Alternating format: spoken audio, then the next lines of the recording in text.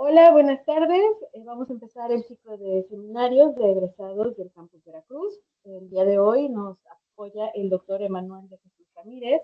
Él es doctor en Ciencias en Agroecosistemas Tropicales por el Campus Veracruz, maestro en Ciencias en Alimentos por el Instituto Tecnológico de Tuxtepec, Oaxaca, e ingeniero bioquímico por el Instituto Tecnológico de Mérida.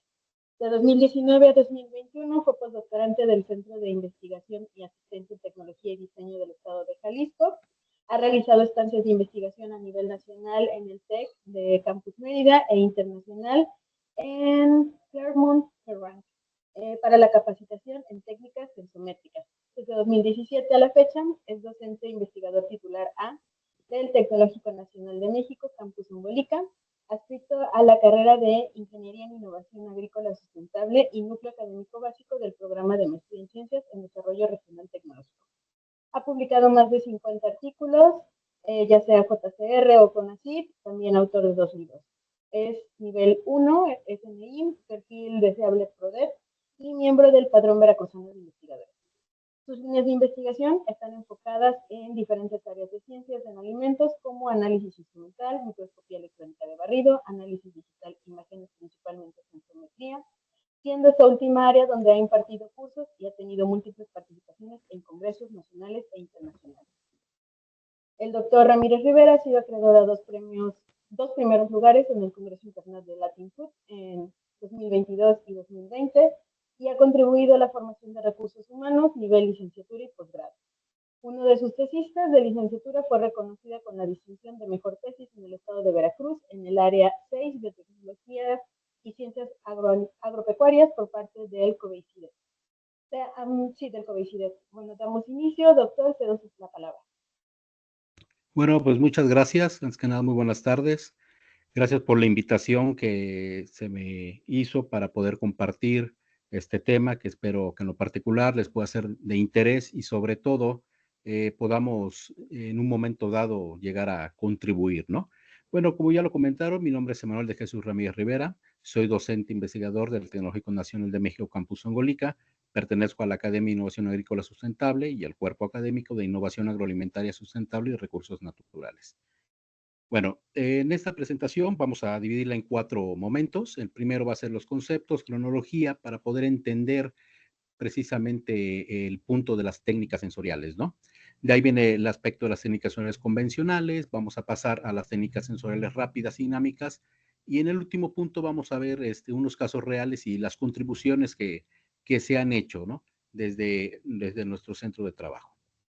Bueno, en primera instancia, la evaluación sensorial es una ciencia que se va a encargar de medir características de un producto, el cual va a estar usando los sentidos humanos como instrumento. Sensorial se deriva de la palabra sensu, que quiere decir sentido.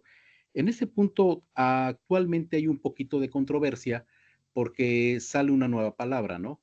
La palabra sensometría, ¿no? Y tal vez es un poquito más afín usar esta palabra porque si la desfragmentamos, senso pues es la parte sensorial y la metría es la parte de la medición o la validación de los datos, ¿no? Actualmente la evaluación sensorial o la sensometría tiene esa parte, ¿no? Que todo lo que se genera en datos tiene una validez estadística y es lo que lo hace que no se, que más bien se vuelva objetivo, ¿no? Hace algunos años hablaban de que la sensometría, pero no la evaluación sensorial era subjetiva, ¿no? Ahorita hay una manera de poder evaluar toda la opinión o las opiniones de las personas, ¿no? Y para entender e irnos adentrando al terreno de las técnicas sensoriales, debemos comprender que deben haber dos factores que deben interactuar. Por un lado, el alimento, el cual contiene diferentes características, ya sean químicas, físicas, estructurales, y por el otro lado, lo que la persona o lo que el sujeto requiere, ¿no? Basado en sus condiciones fisiológicas, psicológicas, étnicas incluso. Recuerden que hay alimentos que son culturales, ¿no? Que son arraigados a un determinado territorio, ¿no? Cuando interactúan estas dos partes, estamos hablando de lo que conocemos la calidad sensorial, aunque el término de calidad suele ser un poco complejo definir, porque lo que para unos puede ser un producto de calidad, a lo mejor para otros no, ¿no? Entonces, la interacción de estos dos factores genera lo que viene siendo la calidad sensorial. Ahora, uno de los puntos importantes que siempre abordamos en las pláticas es cómo lograr implementar la evaluación sensorial. En primera instancia, pues bueno, hay que tener objetivos claros, realmente para qué queremos la evaluación sensorial. Es muy amplio, créanme que es demasiado amplio su campo de trabajo y no solo se aplica a alimentos, se aplican a un montón de cosas, ¿no? Por citar un ejemplo, cuando vas y compras un automóvil, te dan a evaluar el producto, el automóvil, y de alguna otra manera, pues ves el confort de los asientos, el tablero, entre otras características, y un punto muy importante, por ejemplo, ese famoso olor a nuevo, ¿no? Después, pues debemos tener bien claro qué beneficios podemos obtener a partir de la aplicación de la evaluación sensorial. Bueno, pues manejar con mayor detenimiento la calidad de los productos. Otro punto es la planificación de los experimentos, y que va mucho de la mano con algo que siempre comentamos, incluso en cursos, ¿no? La paciencia y el tiempo. ¿Por qué decimos esta parte? Porque realmente aplicar o hacer evaluación sensorial con las técnicas, independientemente sean descriptivas o de cualquier índole, tiene su tiempo para poder ejecutarlas, y más si estás trabajando o estás entrenando un panel, ¿no? En el cual requieres de mucha paciencia, porque suelen suceder algunos aspectos, ¿no? Por ejemplo, tienes al panel y de repente pues ya no asistió una persona y ya nos vamos atrasando, ¿no? Esto es a diferencia del aspecto analítico, en el cual pues tienes al equipo y pues rápidamente o en un corto tiempo ya tiene los resultados, ¿no? Y para entender un poco más esto, tenemos que quedar claro en qué panorama estamos situados. ¿Por qué lo comento? Porque existen dos vertientes en la evaluación sensorial. Previo a esto, les comento que cuando existen jueces entrenados, ellos se mueven en un plano donde está la naturaleza del estímulo, y entendamos estímulo como la característica, el atributo, ¿sí? Sensorial, y la intensidad de ese atributo. En ese plano se encuentra el plan de la percepción. Sin embargo, el consumidor, la persona que no lleva un entrenamiento, se mueve entre la naturaleza del estímulo y la intensidad del placer. ¿Qué tanto le gusta el producto, incluso si lo rechaza o no? En función de esto, como les había comentado, existen dos vertientes. La primera es el aspecto hedónico, en el cual el consumidor solamente se va a enfocar a la parte de la preferencia o del rechazo de un producto, ¿no? Incluso la aceptación. Y la otra parte es la descriptiva, donde generamos, percibimos cosas de los productos, ¿no? Para describirlos. Por lo tanto, en estas dos vertientes los objetivos son totalmente diferentes, los métodos son específicos a cada una de las vertientes, y las personas que hacen las pruebas no son las mismas. Debe quedar claro bien este punto, porque ahorita que veamos una parte cronológica, se rompe este paradigma a partir de un tiempo a la fecha. Y ahorita vamos a hablar de ese punto. En función de esto, las pruebas sensoriales vamos a dividirlas en dos: en las de percepción, en el cual vamos a trabajar con gente que tiene un entrenamiento y en el cual vamos a encontrar técnicas para describir productos, técnicas discriminativas y otras como las de umbral. Y en la parte hedónica podemos encontrar pruebas de aceptación, de preferencia, de placer. Entonces, las personas que hacen las pruebas son completamente distintas. Y hablando un poquito de cómo se ha ido mejorando, cómo ha ido teniendo su génesis nuevas técnicas sensoriales, empezamos por ahí de 1950, donde se genera el perfil del flavor, ¿no? Dedicado a lo que son los sabores y todo este asunto. Y posteriormente viene el perfil de textura. En 1970 se genera lo que es el famoso QDA, que muchas veces es sonado, pero en español es análisis descriptivo cuantitativo, y es una de las técnicas base que nos sirve de referencia. Doctor, ¿Perdón? disculpe por interrumpir, pero seguimos viendo solamente la primera diapositiva, técnicas sensoriales. No vemos el cambio de diapositivas. ¿Nos pudiera apoyar con eso, por favor? Ahí, perdón, Estoy proyectando. ¿Sí, ahí está? ¿Ahí la ven? ahí ya estamos viendo movimiento. Sí, sí, gracias. Ok. Bueno, errores técnicos, disculpen. Y bueno, continuamos. En 1970 se genera la técnica de QDA, que es una técnica base en la cual nos sirve mucho, y de antemano lo comento para que es una técnica de referencia para otras técnicas que han salido y que actualmente se están usando con mayor auge, ¿no?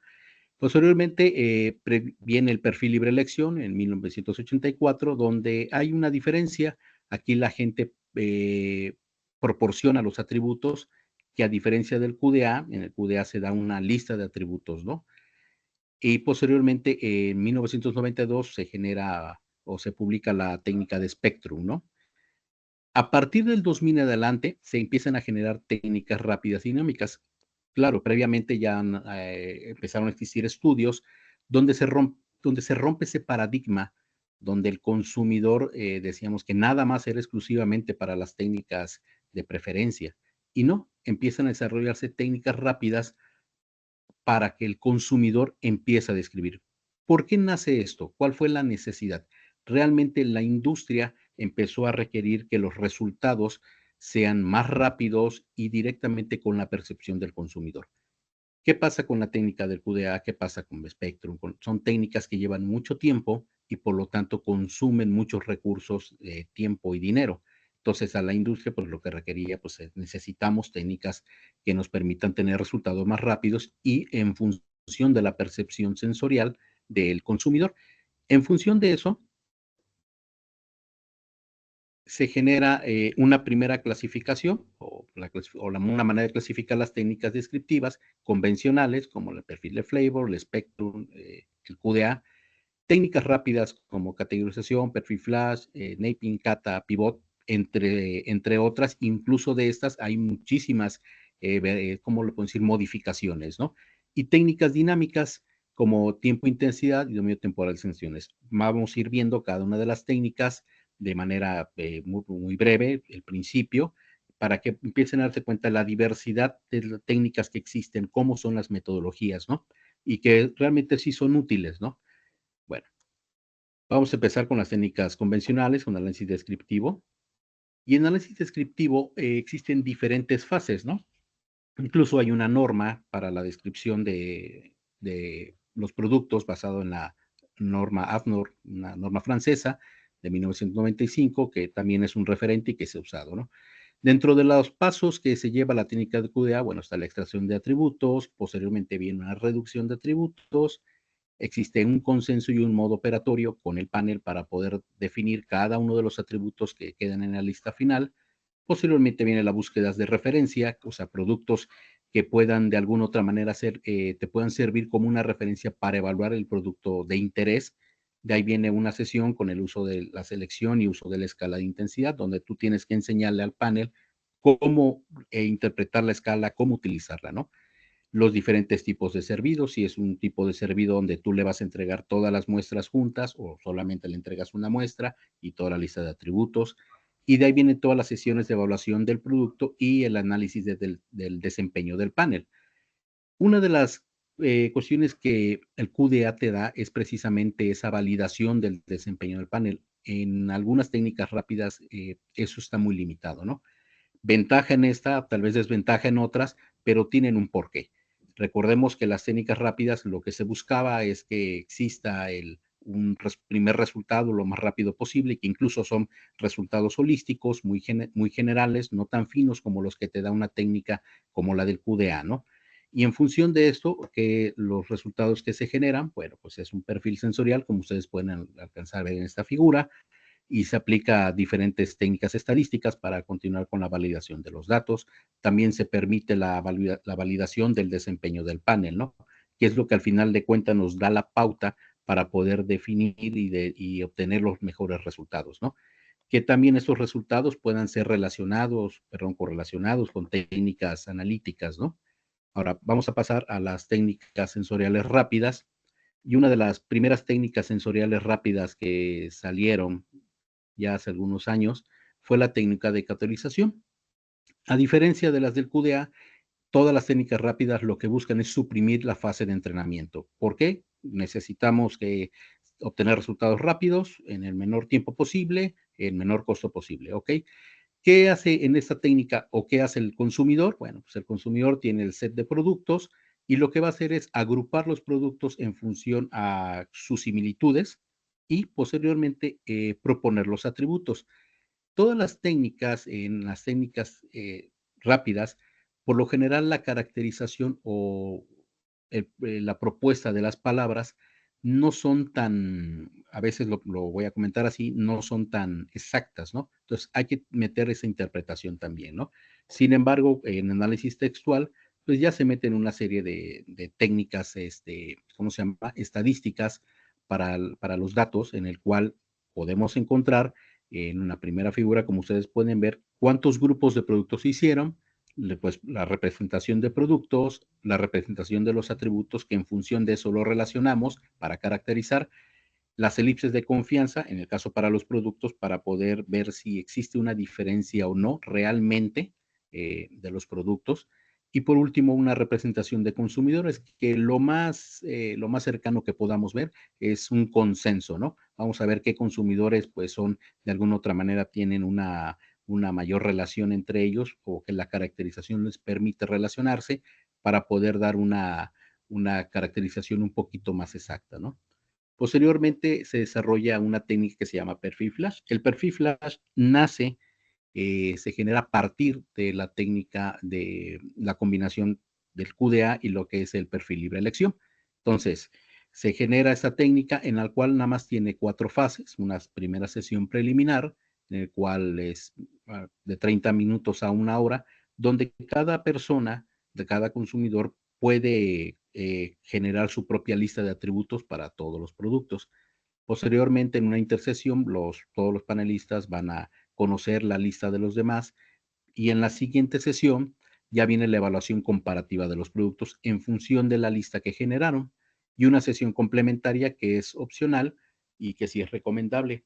Y ahorita van a ver por qué. Porque simple y sencillamente cuando se genera el vocabulario de productos con esta técnica, se generan una inmensidad de palabras que luego pueden llegar a dificultar la interpretación. Entonces, metemos repeticiones para que posteriormente haya una reducción de atributos. Por ejemplo, si tengo aquí a 3 personas, el primero da 2 atributos, el siguiente 9, el siguiente 20 atributos, ¿qué vamos a hacer o qué se hace? Bueno, después de la evaluación comparativa usando una escala ordinal, se aplica un análisis de varianza y con la finalidad de solamente obtener aquellos atributos que permitan realmente diferenciar. Entonces, si ustedes alcanzan a ver en una primera figura, en el círculo de correlación, tengo un resultado donde existe una diversidad enorme de palabras, donde puede estar dificultando la interpretación. Y en la segunda figura, el segundo círculo de correlación, se puede ver ya una mayor definición precisamente de esta caracterización, derivado precisamente de la reducción de atributos, ¿no? Igual se mete la estadística, bueno, multivariada, y se aplica también la técnica de elipses de confianza con la finalidad de poder validar que sí existan esas diferencias entre los productos, ¿no? Posteriormente, por ahí del 2005, el doctor Jerome Payet reintroduce esta técnica que se llama naping o mantel, como decimos en español. En esta técnica realmente es entregarle a un consumidor precisamente un mantel de tales medidas, de 60 centímetros por 40, las medidas pueden variar. Tú le entregas el set de productos y lo que va a hacer el consumidor es posicionar los productos en alguna región del mantel.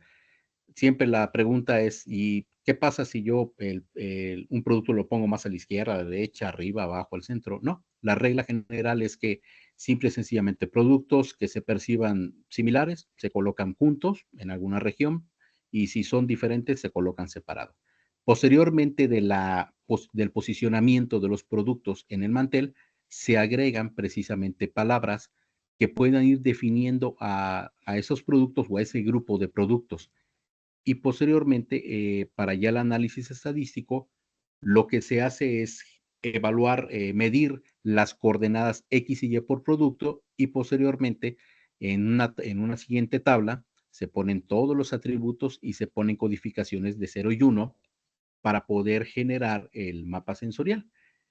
¿Qué se obtiene? ¿Qué resultados se obtienen con esta técnica? Bueno, el mantel individual donde puede uno ver cómo están los productos ya en el mantel, se obtiene también la representación de los productos o la caracterización de los productos y también se obtienen las famosas elipses de confianza para poder determinar si existió realmente una diferencia significativa, ¿no? Entre los productos, se percibió realmente, ¿no?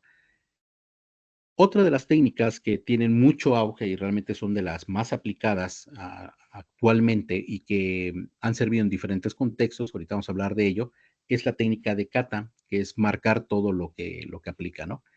A diferencia de las otras técnicas, aquí se le entrega una lista de atributos a los consumidores y ellos prueban las muestras y van marcando aquellos atributos que perciban.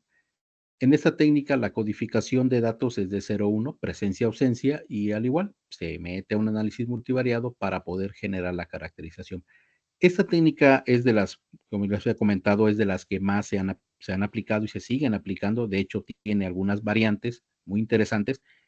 ¿Y por qué es de las que más se aplican? Una, por la facilidad, y dos, ahorita que hubo la pandemia, en las famosas encuestas en línea, este es como que el principio de esta técnica es la que se usa para generar la encuesta y de alguna otra manera, cuando te llega la encuesta y tienes la imagen de un producto, pues vas marcando aquellas emociones, incluso recuerdos o algunos atributos que te esté evocando la imagen, ¿no? Principalmente emociones y recuerdos, ¿no?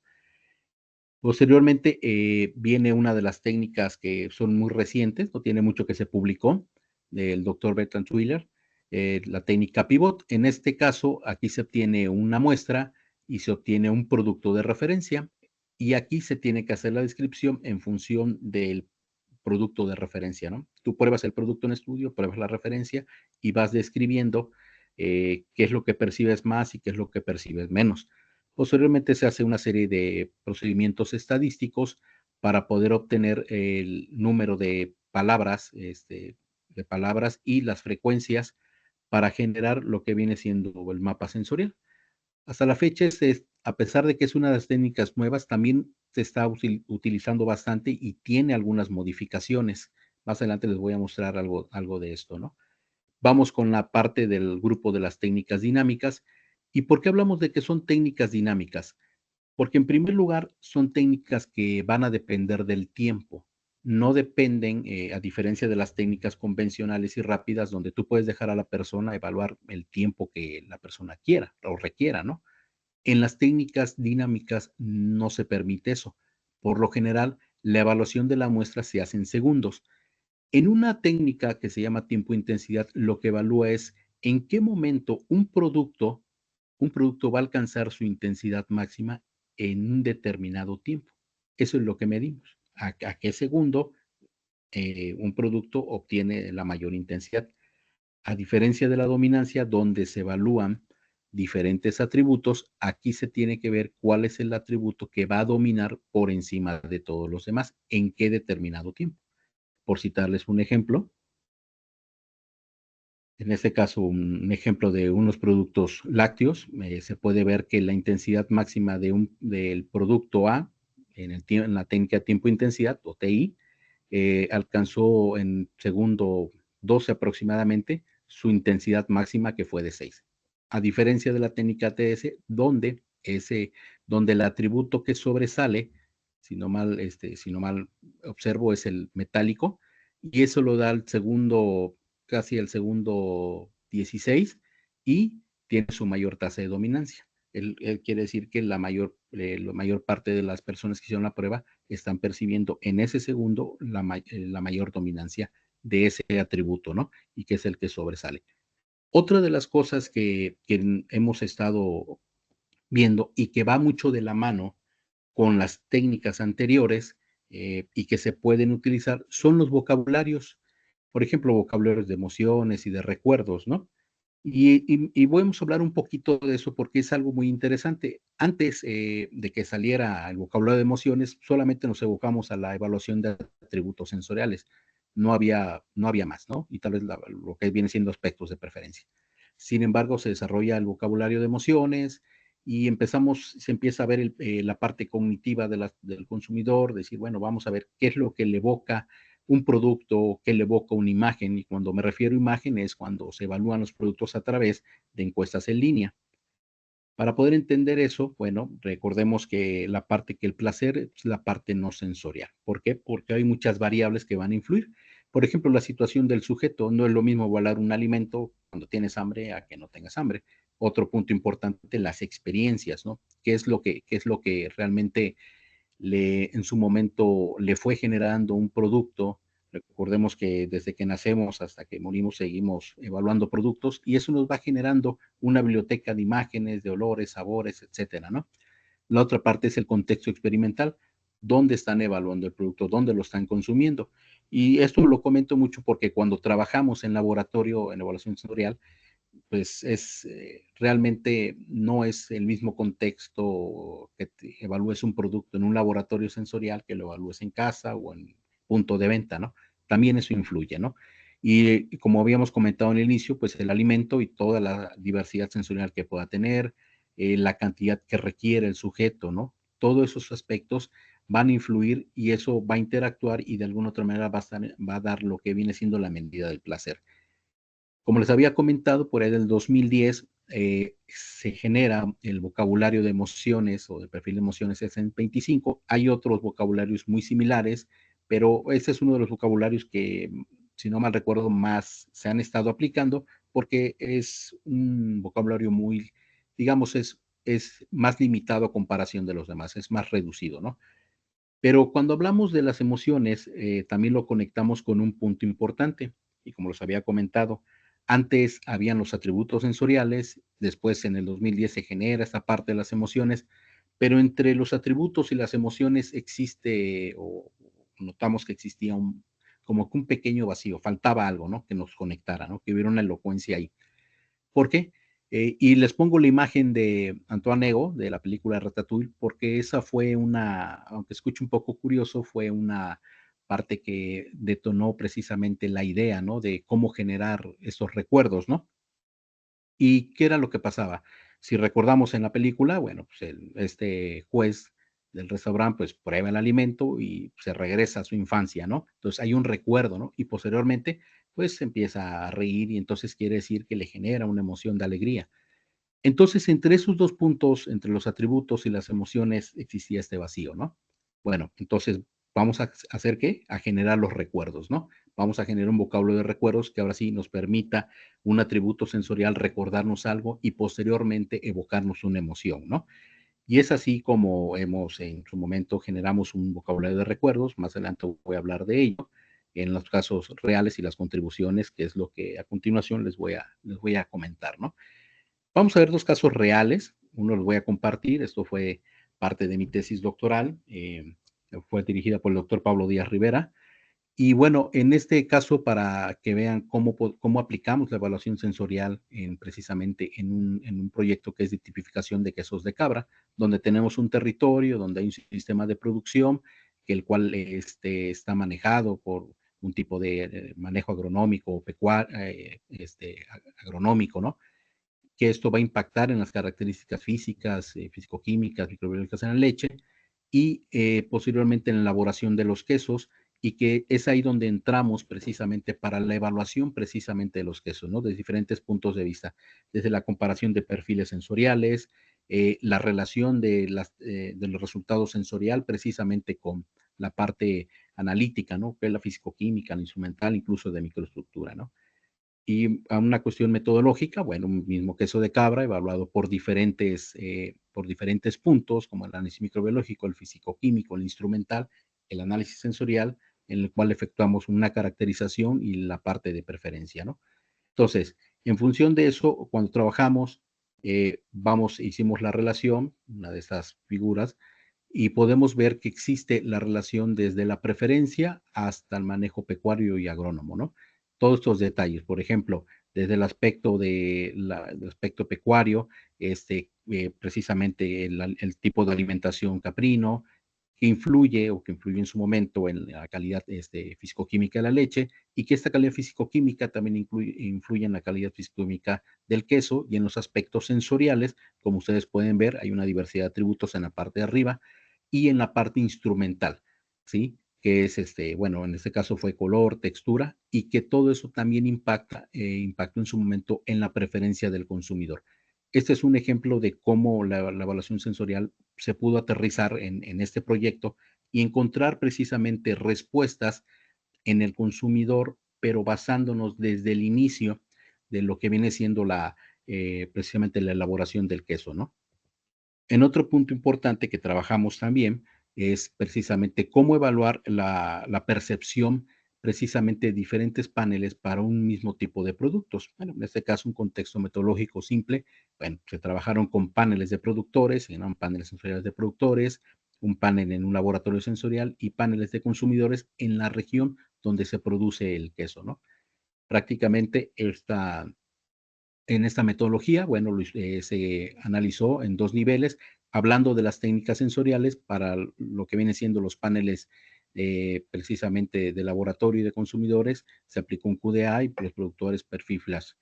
Y posteriormente se evaluó precisamente la parte de las similitudes o diferencias en la caracterización sensorial. Y en función de esto, los resultados fueron pues, los siguientes. En las 2 primeras imágenes, en las elipses de confianza, en la A y B, están los resultados precisamente del panel sensorial de laboratorio y del panel de productores, en el cual se puede observar que encuentran realmente diferencias en todos los productos, o sea, totalmente separados. En la parte de abajo de la percepción, sí notamos que en el consumidor no logra encontrar en su totalidad las diferencias como esperábamos en su momento con un panel de laboratorio y un panel de productores, ¿no? Y eso tiene que ver mucho con la parte del conocer precisamente el producto, ¿no? Tener mucha familiaridad. De hecho, los resultados de correlación, como ustedes pueden ver, oscilaron entre 0.94 a 0.99. Un segundo caso real es precisamente que les voy a mostrar, es que se trabajó con una técnica que se llama Pivot Kata, que hicimos precisamente una combinación de técnicas para evaluar la adulteración de mieles y cómo influyen en los aspectos cognitivos. Cuando hablo de cognitivo, la parte de emociones y recuerdos, y posteriormente la correlación de los datos, ¿no? ¿Qué es lo que encontramos? ¿No? Que a mayor adulteración de la miel, podemos encontrar que se generan atributos que no son realmente típicos de la miel como tal, empiezan a generar otro tipo de atributos, y en el aspecto de las emociones y los recuerdos, en función del grado de alteración, se empiezan a dar aspectos negativos en emociones y los recuerdos, ¿no? Y posteriormente, bueno, este es un punto o este es un trabajo el cual realizamos generando una combinación de técnicas, que es la técnica de pivot y la técnica de kata, como les había comentado hace unos momentos. Ahora, ¿qué hemos hecho nosotros? Porque hemos notado que en México, por lo general, trabajamos y aplicamos las técnicas, pero yo creo que siempre es importante tratar de generar, de contribuir, y siempre lo he comentado, ¿no? A las ciencias sensoriales en México, ¿no?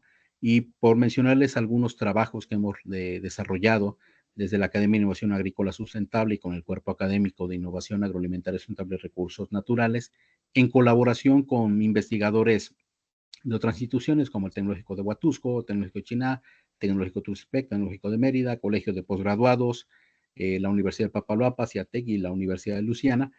Hemos trabajado en diferentes puntos. Primero que nada, continuamos trabajando en alimentos tradicionales y prototipos. Hemos publicado trabajos en la caracterización cognitiva, sobre todo intergeneracional, para la evaluación de tortillas artesanales. También hemos trabajado en la caracterización de productos con denominación de origen, como el chile habanero, y en productos prototipo, como son técnicas que hemos usado, técnicas de comida molecular para generación de nuevos productos, ¿no? También, pues bueno, nos tocó lo de la pandemia en su momento, se trabajaron con encuestas en línea, en un momento dado, hemos trabajado ahí. También hemos llevado a cabo la adaptación de técnicas sensoriales. Como les mostré hace rato, el segundo caso real, y precisamente la adaptación de estas técnicas, la combinación de técnicas, ¿no? Y sobre todo hemos trabajado bastante en la implementación de técnicas multicriterio, como TOPSIS, procesos jerárquicos, con la finalidad de que puedan mejorarse de alguna otra manera los resultados en estas técnicas, ¿no? Por ejemplo, cuando trabajamos con Topsys, podemos ver que se puede adaptar las técnicas rápidas. Procesos jerárquicos lo adaptamos precisamente a la técnica convencional con la finalidad de tener un valor numérico del peso de cada uno de los atributos y no solamente dejarlo que sea solamente la pura percepción. En procesos teóricos trabajamos con esto y lo basamos, y de hecho tanto Topsis como procesos teóricos se basan en la experiencia de las personas. Es algo que a nosotros nos interesa mucho porque nos hemos dado cuenta que sí funcionan cuando empezamos a implementar estas técnicas, ¿no? También en la parte de la pandemia, bueno, en este tema también trabajamos mucho para verificar la parte sensorial y cognitiva, ¿no? De las personas, ¿no? Que en su momento tuvieron el COVID, se recuperaron, dependiendo el nivel de gravedad que tuvieron, bueno, y que pudieron apoyarnos para posteriormente hacer la prueba, ¿no? La generación de nuevos vocabularios, hace rato les comentaba yo del vocabulario de recuerdos, somos autores de este vocabulario que se llama Memboc, en el cual se tiene una serie de palabras que son recuerdos y algo que es bien importante mencionar acá, ¿no? Y me voy a adelantar tantito. Cuando hablamos de los contextos, sobre todo el uso de las técnicas y los vocabularios, sí es importante que sigamos trabajando en la generación de las técnicas, pero en el contexto en México, ¿no? Por citarles un ejemplo, la escala de neofobia alimentaria fue desarrollada en otro país y hay países que van adaptando esa técnica a su contexto, ¿no? E incluso sacan un nuevo vocabulario, ¿no? Por decirlo así. También trabajamos en la modificación y en nuevas metodologías, ¿no? Cuando nos fuimos a nuevas metodologías, bueno, por citarles un ejemplo, una metodología para la evaluación de la pungencia en lo que viene siendo chile habanero, ¿no? Y bueno, ya a modo de reflexión de lo que hemos estado trabajando es en la diversidad de técnicas sensoriales, seguimos caracterizando, seguimos relacionando, seguimos tratando de contribuir a la ciencia sensorial en México. Es una constante evolución, eso es cierto, estamos tratando de innovar algunas cosas, ¿no?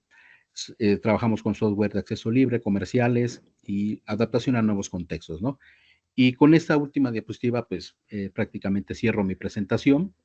No me resta más que agradecer el tiempo, agradecer al Colegio de Posgraduados por la invitación a impartir este seminario, que espero que haya sido de su interés y que de alguna otra manera podamos tener, ¿por qué no?, algunas colaboraciones. Les dejo mi correo, soy a su entera disposición para aclarar alguna duda.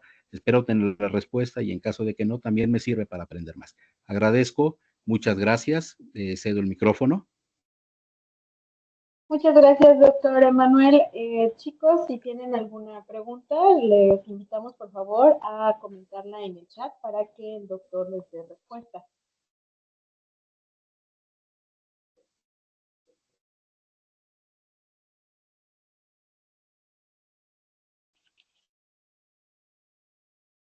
Doctor, esperamos unos minutos para ver si alguien tiene preguntas, porque veo el chat y aún no hay preguntas. Sí, correcto, yo estoy a su disposición, sin problema.